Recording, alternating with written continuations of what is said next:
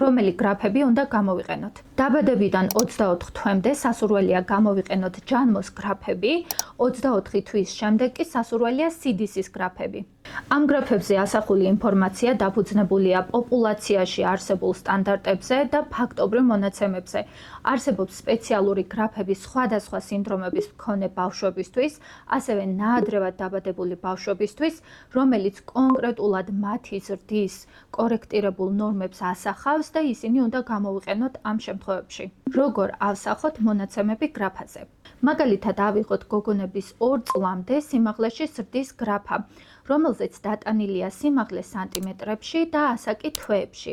თუ ბავშვი პედიატრთან ვიზიტის დროს იყო 5 თვის და 64 სანტიმეტრი, მონაცემებს აღნიშნავთ შესაბამის წერტილში, რომელიც ხვდება მწვანე ხაზზე. მწვანე ხაზი შეესაბამება 50%-ს, რაც იმას ნიშნავს, რომ ბავშვის სიმაღლე არის საშუალო, ისე როგორც მისი ასაკის და სქესის ბავშვების უმეტესობაში. თუ ბავშვის 60 სანტიმეტრია, წერტილი ხვდება წითელ ხაზზე, ანუ 3%-ზე, რაც იმას ნიშნავს, რომ მისი ასაკისა და სქესის ბავშვების 97%-ზე მეტი არის მასზე დიდი.